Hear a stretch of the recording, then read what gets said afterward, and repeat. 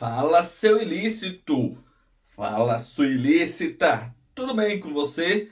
Seja muito bem-vindo, seja muito bem-vinda ao Discursos e Fatos, um canal de análise do meu, do seu, do nosso dia a dia. Meu nome é Davi Rodrigues e no vídeo de hoje responderemos a seguinte questão: Bebê Reborn. Passamos do ponto?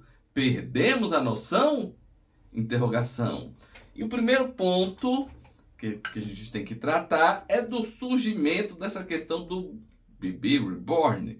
Na verdade, o termo, primeiramente, né, que significa bebê reborn? A tradução literal seria bebê renascido. É uma boneca ultra realista. O que é ultra realista?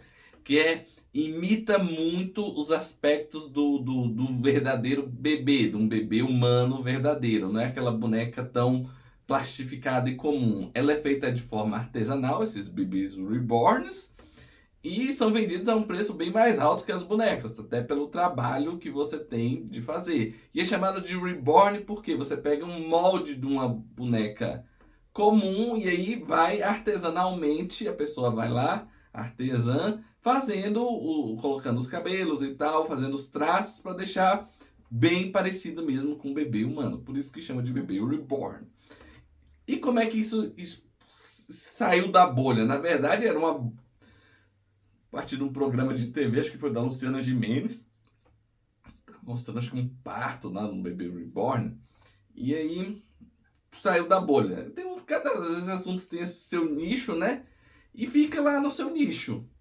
Então, assim, esse Baby Reborn já existe há muito tempo. Agora que ele saiu da bolha, assim, tá invadindo a internet, TV, o pessoal falando do assunto, mas pela pesquisa que eu fiz, já existe há muito tempo. E aí vamos responder as seguintes questões. Passamos da noção, passamos da lucidez.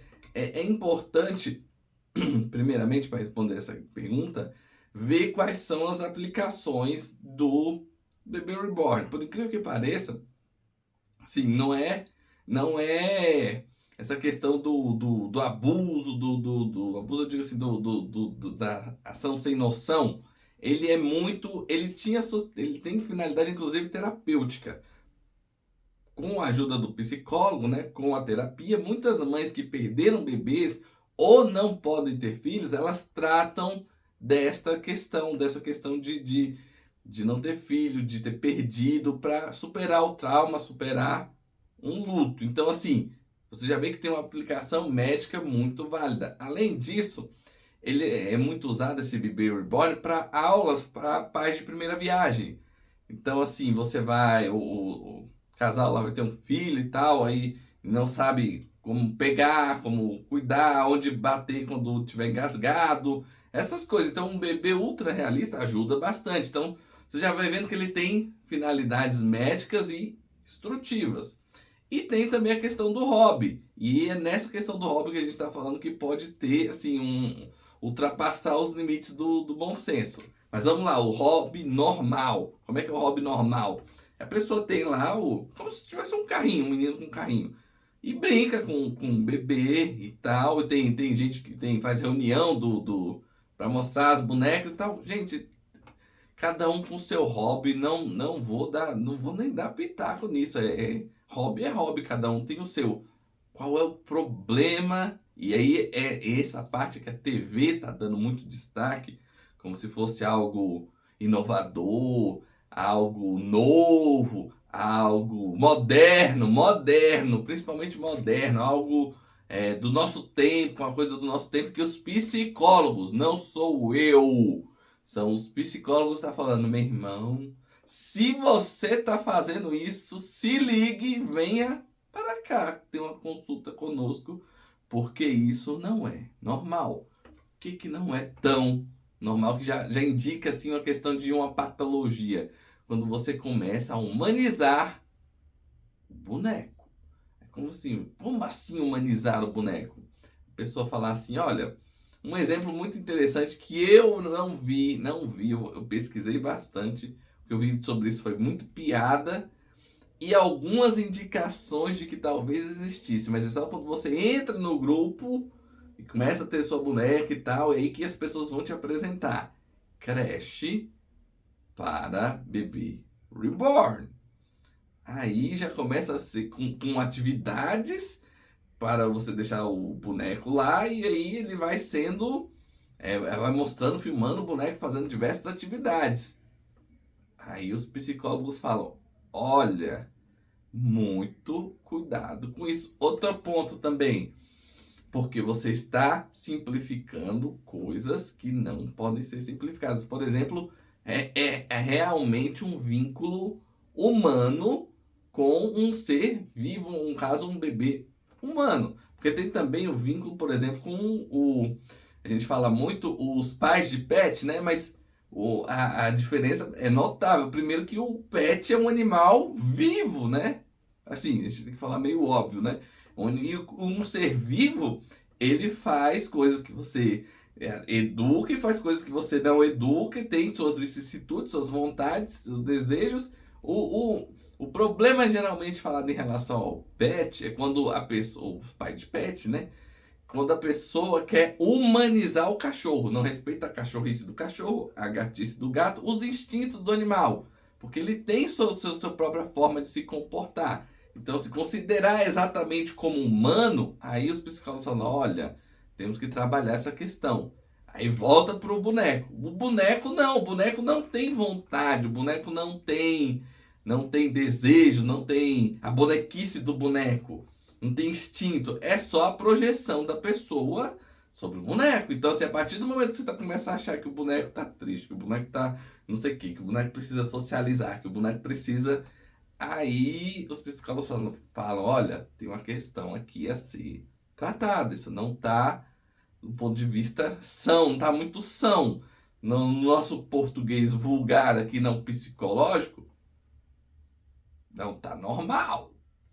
Outro ponto que falam também, a questão do, isso já também já apareceu na TV, questão do parto do bebê reborn, que agora teve até uma declaração da pessoa dizendo que agora que ela tem um bebê reborn, ela não precisa mais, ela sente que não precisa mais de um filho.